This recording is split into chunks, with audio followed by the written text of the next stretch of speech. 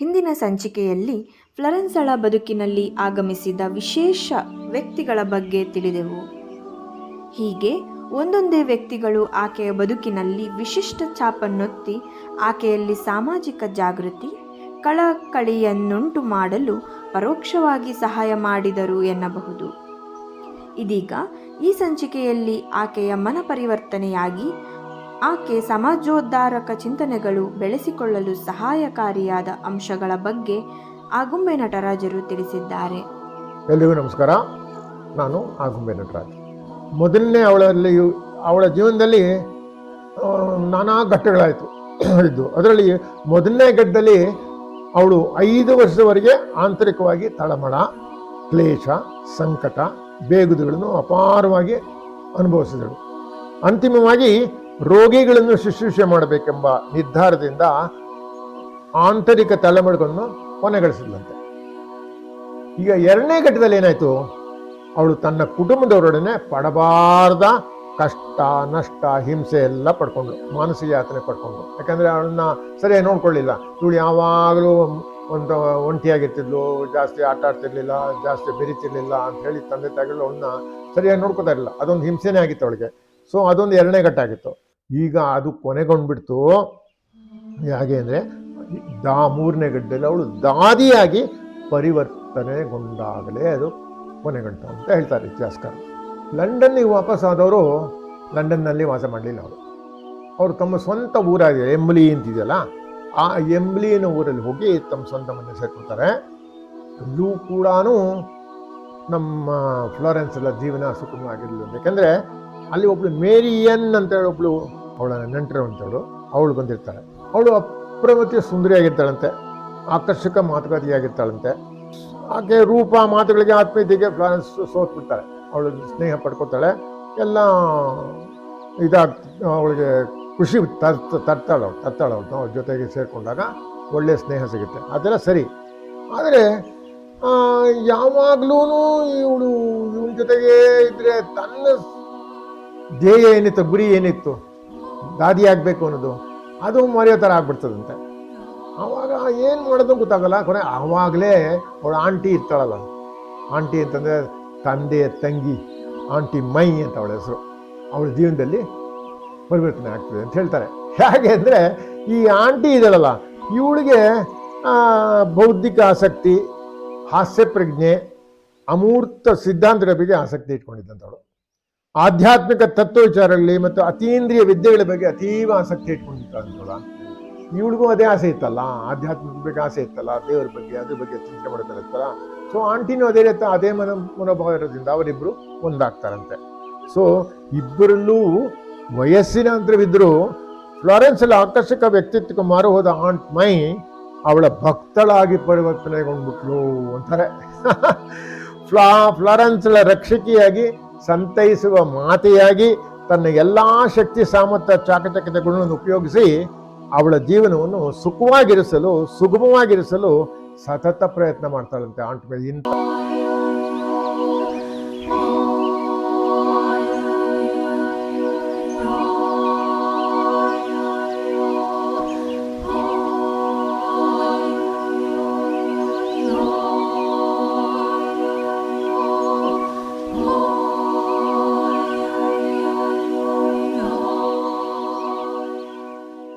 ಲಂಡನ್ಗೆ ಕರ್ಕೊಂಡು ಹೋಗೋಣ, ಲಂಡನ್ಗೆ ಹೋಗೋಣ, ಇಲ್ಲಿದ್ರೆ ಏನು ಮಾಡೋಕ್ಕಾಗಲ್ಲ, ನೀನು ಲಂಡನ್ಗೆ ಬಾ ಅಂತ ಅವಳಿಗೆ ಲಂಡನ್ ಕರ್ಕೊಂಡು ಹೋಗ್ತಾಳೆ ಅವಳು.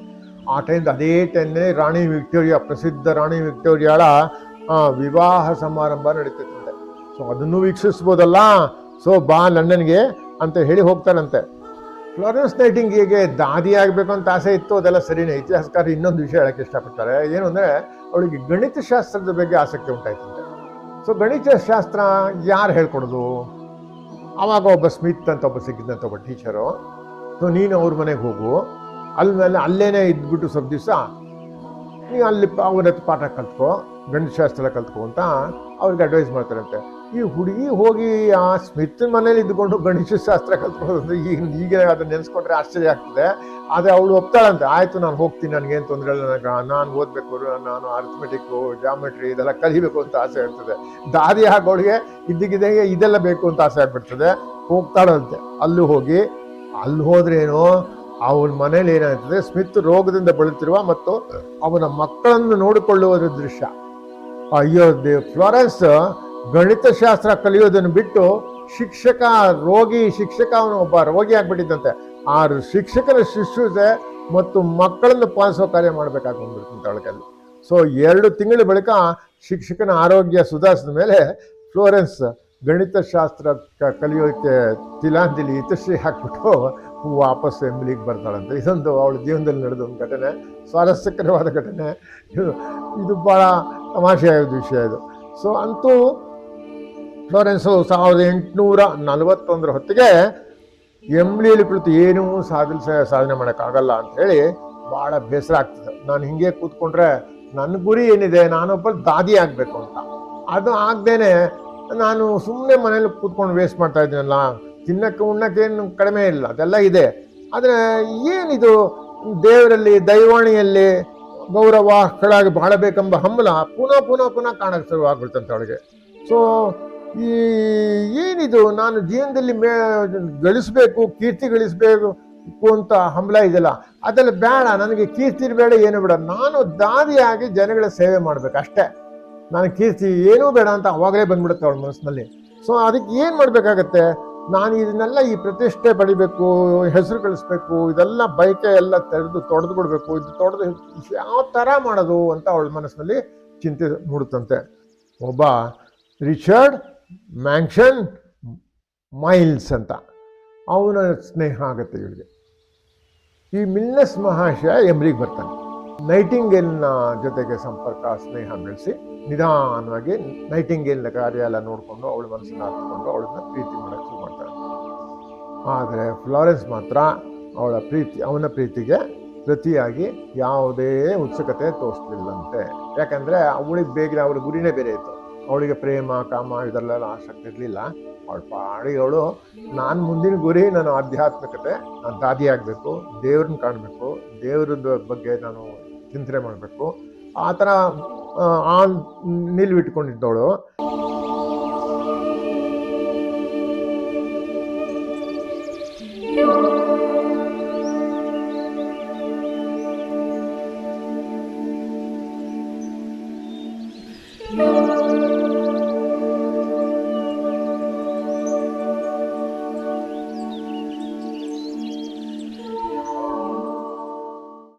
ಬಹಳ ಆಶ್ಚರ್ಯ ಸಂಗತಿ ಅಂದರೆ, ಇತಿಹಾಸದಲ್ಲಿ ಇವೆಲ್ಲ ನಮಗೆ ಗೊತ್ತಿರಲ್ಲ, ನಾವು ಓದಿಲ್ಲ ಜಾಸ್ತಿ ಅಂತ ಕಾಣಿಸುತ್ತೆ. ಇದರಲ್ಲಿ ಬರ್ತದೆ, ಈ ಪುಸ್ತಕದಲ್ಲಿ ಬರ್ತದೆ. ಏನು ಅಂದರೆ 1842 ಇಂಗ್ಲೆಂಡು, ಬ್ರಿಟನ್ನು, ಪ್ರಪಂಚದ ಎಲ್ಲ ಕಡೆ ಅವರ ಚಕ್ರಾಧಿಪತ್ಯ ಎಲ್ಲ ನಡೆಸ್ತಾ ಇದ್ರು.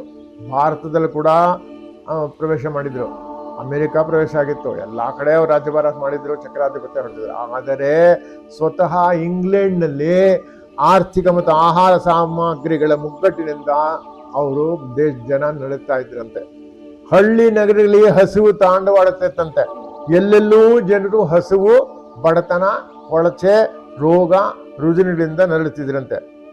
ಇದನ್ನ ಫ್ಲಾರೆನ್ಸು ಸ್ವತಃ ಕಣ್ಣಾರೆ ಕಂಡು ಜನರ ಹೀನಾವಸ್ಥೆ, ಸಂಕಟ ಸ್ಥಿತಿ, ಕೊಳಕು ಗಲೀಜು ವಾಸ್ತುಗಳನ್ನು ಕಂಡು ಮನಮಿಡಿದು ದುಃಖಿಸಲಂತೆ.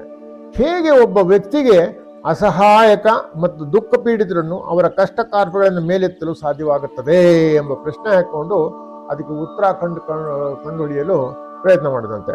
1843 ಫ್ಲಾರೆನ್ಸ್ಗೆ ಈ ಹಳ್ಳಿಯ ಬಡ ರೋಗಿಗಳ ಪರಿಚಯ ಆಗ್ತದಂತೆ. ಅದೊಂದು ಹಳ್ಳಿ, ಹಲ್ಲೋವೆ ಅಂತ ಒಂದು ಹಳ್ಳಿ. ಅನೇಕ ಕೇವಲ ರೈತ ಕುಟುಂಬಗಳಲ್ಲದೆ ಅನೇಕ ನೇಕಾರ ಕುಟುಂಬಗಳಿದ್ದಂತೆ. ಅಲ್ಲಿ ಫ್ಲಾರೆನ್ಸ್ 19ನೇ ಶತಮಾನದ ಕೈಗಾರಿಕಾ ಕ್ರಾಂತಿಯ ಕೊಡುಗೆಗಳಾದ ಕುಡುಕತನ, ತುಂಬಿ ತುಳುಕುವ ಜನಸಾಂದ್ರತೆ, ಪಾಶವೀತನಗಳನ್ನು ಕಂಡು ಹೌಹಾರದಂತ. ಇಂಡಸ್ಟ್ರಿಯಲ್ ರೆವಲ್ಯೂಷನ್ ಆಯ್ತಲ್ಲ ಇಂಗ್ಲೆಂಡ್ನಲ್ಲಿ, ಆ ಇಂಡಸ್ಟ್ರಿಯಲ್ ರೆವಲ್ಯೂಷನ್ ಆದಾಗ ಅದರ ಒಂದು ಕೊಡುಗೆ ಏನಪ್ಪ ಆಗಿತ್ತು ಅಂತಂದರೆ ಬಡತನ. ಜನಗಳಿಗೆ ನೌಕರಿ ಎಲ್ಲ ಸಿಕ್ತು, ಫ್ಯಾಕ್ಟ್ರಿ ಸ್ಟಾರ್ಟ್ ಆಯಿತು, ಅದೆಲ್ಲ ಆಯಿತು. ಆದರೆ ಹಳ್ಳಿಗಳು ಉದ್ಧಾರ ಆಗಲಿಲ್ಲ. ಅಲ್ಲಿ ನಮ್ಮ ಭಾರತದಲ್ಲಿ ಇದ್ದಕ್ಕಿಂತ ವರ್ಸ್ಟ್ ಸಿಚುಯೇಷನ್ ಇತ್ತು ಅಂತ ಹೇಳ್ತಾರಪ್ಪ. ಭಾಳ ಆಶ್ಚರ್ಯ ಆಗುತ್ತೆ ಇದನ್ನು ಕೇಳುವಾಗ. ಕುಡುಕತನ ಇತ್ತು. ಈ ಇಂಡಸ್ಟ್ರಿಯಲ್ ರೆವಲ್ಯೂಷನ್ ಆದಾಗ ಅದರಿಂದ ಏನಪ್ಪ ಆಯಿತು ಅಂತಂದರೆ ಕುಡುಕತನ ಜಾಸ್ತಿ ಅಂತ, ಜನ ಎಲ್ಲ ಕುಡಿಯೋ ಜಾಸ್ತಿ ಮಾಡೋದ್ರಂತೆ. ಜಾಸ್ತಿ ಜನ ಮಕ್ಕಳು ಜಾಸ್ತಿ ಆಯಿತು, ಮತ್ತು ಪಾಶ್ವಿತನ ಎಲ್ಲಲ್ಲೂ ದಂಗೆಗಳು, ಹೊಡೆದಾಟ ಬಡದಾಟ, ರೌಡಿಯಿಸಮ್ ಅಂತ ನಾವೇನು ಕರಿತೀವಿ ಅದೆಲ್ಲ ಇತ್ತಂತೆ.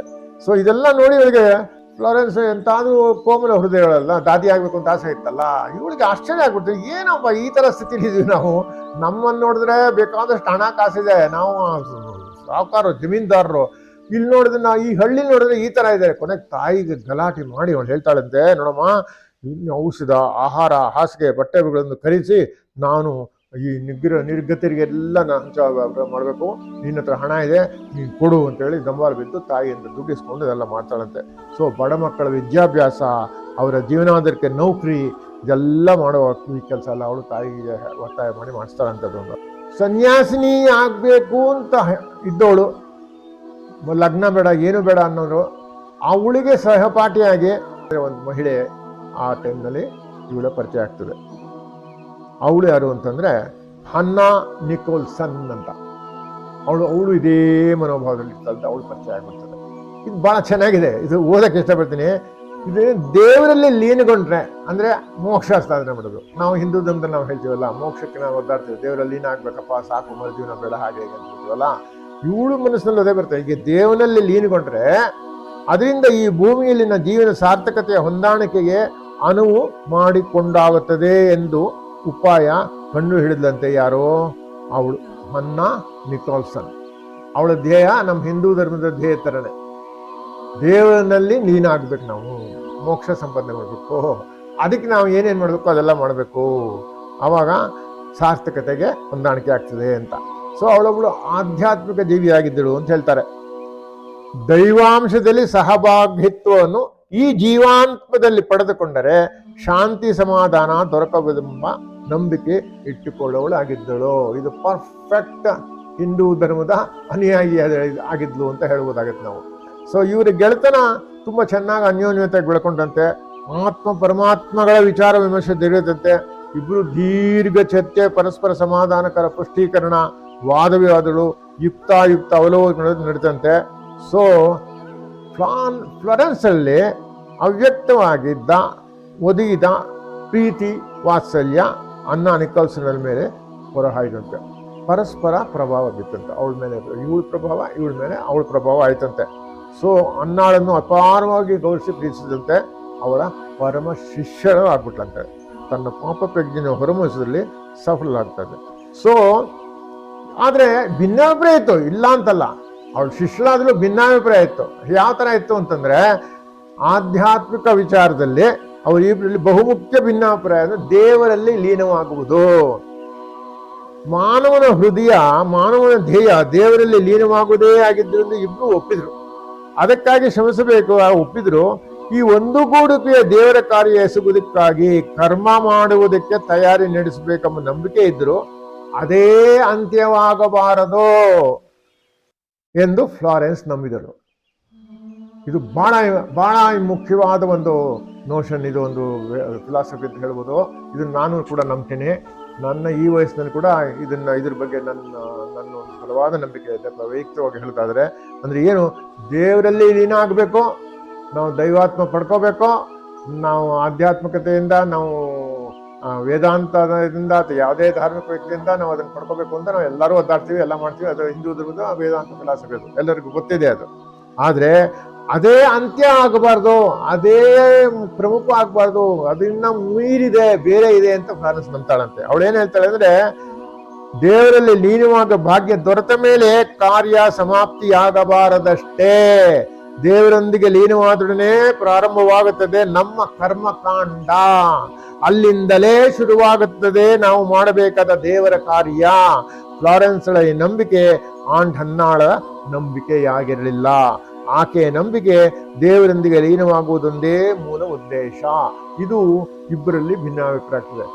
ಫ್ಲಾರೆನ್ಸ್ ನಂಬಿಕೆ ಏನು, ಅವಳು ದೇವರಲ್ಲಿ ಲೀನ ಆಗಬೇಕು, ಆಧ್ಯಾತ್ಮಿಕತೆ ಅಂತ ಕರಿತೀವಿ ನಾವು, ಅದು ನಿಜ. ಅದು ಹಿಂದೂ ಧರ್ಮದ ಮೂಲಭೂತ ತತ್ವ ವಿಚಾರಗಳಲ್ಲಿ ಅದು ಇದ್ದೇ ಇದೆ.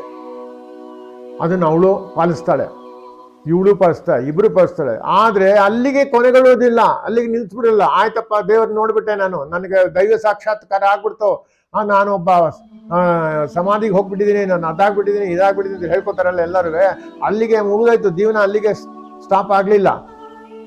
ಇವಳು ಏನ್ ಹೇಳ್ತಾರೆ, ಅಲ್ಲಿಂದ ಶುರುವಾಗ್ತದೆ, ಅಲ್ಲಿಂದನೇ ನಮ್ಮ ಮಾಡ್ಬೇಕಾದ ದೇವರ ಕಾರ್ಯ ಶುರುವಾಗ್ತದೆ ಅಂತ ಫ್ಲಾರೆನ್ಸ್ ಹೇಳ್ತಾಳೆ. ಅಯ್ಯೋ ದೇವ, ಅದೇನು ಅಂತಂದ್ರೆ ನೀವು ಕರ್ಮ ಮಾಡೋದಕ್ಕೆ, ನಮ್ಮಲ್ಲಿ ಕರ್ಮಯೋಗ ಅಂತ ನಾವೇನ್ ಕೇಳ್ತೀವಿ, ಗೀತೆಯಲ್ಲಿ ಹೇಳ್ತೀವಲ್ಲ, ಆ ಕರ್ಮಯೋಗದಿಂದ ದೈವ ಸಾಕ್ಷಾತ್ಕಾರ ನಾವು ಮಾಡ್ಕೊಂಡೆ ಅಂತ ಹೇಳ್ತೀವಿ. 4 ದಾರಿ ಇದೆ, ಭಗವದ್ಗೀತೆ 4 ದಾರಿ ಕೊಟ್ಬಿಟ್ಟಿದ್ದಲ್ಲ, ಅಲ್ಲಿಗೆ ಕೊನೆಗೊಳ್ಬಾರ್ದು. ಕರ್ಮಯೋಗ ಅಲ್ಲಿಂದ ಸ್ಟಾರ್ಟ್ ಆಗ್ತದೆ. ನಿನ್ನ ಕರ್ಮ ನೀನು ಮಾಡ್ಲೇಬೇಕು. ಅವಳು ಕರ್ಮಯೋಗಕ್ಕೆ ಪ್ರಾಕ್ಟಿಕ ಇದು ಕೊಡ್ತಾಳೆ. ಸೊ ಆ ಟೈಮ್ನಲ್ಲಿ ಅಂದ್ರೆ 1944 ಮಧ್ಯಭಾಗದಲ್ಲಿ ಅವಳಿಗೆ ಅರಿವಾಗ ತೊಡಗಿದೆ. ತನ್ನ ಕೆಲಸ ಆಸ್ಪತ್ರೆಗಳ ರೋಗಿಗಳ ಶುಶ್ರೂಷೆ ಮಾಡುವುದಾಗಿದೆ. ಅಂತೂ ಕೊನೆಗೆ ಅವಳಿಗೆ 7 ವರ್ಷಗಳ ಅತಂತ್ರತೆ, ವ್ಯಾಕುಲತೆ, ಅಸ್ಪಷ್ಟತೆ, ಅನಿರ್ದೇಶತೆ ಮತ್ತು ಸಂದಿಗ್ಧ ಮನೋಸ್ಥಿತಿಗಳಿಗೆ ಅಂತ್ಯ ಹಾಡುವ ಸ್ಥಿತಿ ಉಂಟಾಗಿತ್ತು ಅಂತ ಹೇಳ್ತಾರೆ. ಇಲ್ಲಿಗೆ ಅವಳದು ಒಂದು ಘಟ್ಟ ಮುಗಿತದೆ, ಇನ್ನೊಂದು ಘಟ್ಟ ಶುರುವಾಗ್ತದೆ. ಅವಳ ಜೀವನದಲ್ಲಿ ಪರಿವರ್ತನೆ ಆಗ್ಬಿಡ್ತದೆ. ಇದೊಂದು ಮುಖ್ಯವಾದ ಘಟ್ಟ. ಇದು ನನ್ನ ವೈಯಕ್ತಿಕವಾಗಿ ಹೇಳೋದಾದ್ರೆ, ಇದು ನಾವು ಕೂಡ ಇದರಲ್ಲಿ ಕಲಿಯೋದು ತುಂಬ ಇದೆ. ನಾವು ಕಾರ್ಯರೂಪಕ್ಕೆ ತುಂಬ ತರಬೇಕು ಇದನ್ನು. ಇದು ಭಾಳ ಭಾಳ ಇಂಪಾರ್ಟೆಂಟ್ ಅಂತ ನನ್ನ ಮನಸ್ಸಲ್ಲಿ ಅನಿಸ್ತದೆ. ಇಲ್ಲಿವರೆಗೆ ಕೇಳಿದ್ದಕ್ಕೆ ನಿಮ್ಮೆಲ್ಲರಿಗೂ ನಮಸ್ಕಾರ, ಧನ್ಯವಾದಗಳು. ಕೀರ್ತಿಯ ಹೆದ್ದಾರಿ ಹಿಡಿದು ಹೋಗುವ ಹೃದಯವೇ ಸಾರಥಿಯಾಗಿ ಮಹತ್ವಾಕಾಂಕ್ಷೆ ಅಶ್ವಾವೇರಿ ಸಾಗುವೆ. ಕೀರ್ತಿಯ ಹೆದ್ದಾರಿ ಹಿಡಿದು ಹೋಗುವ ಹೃದಯ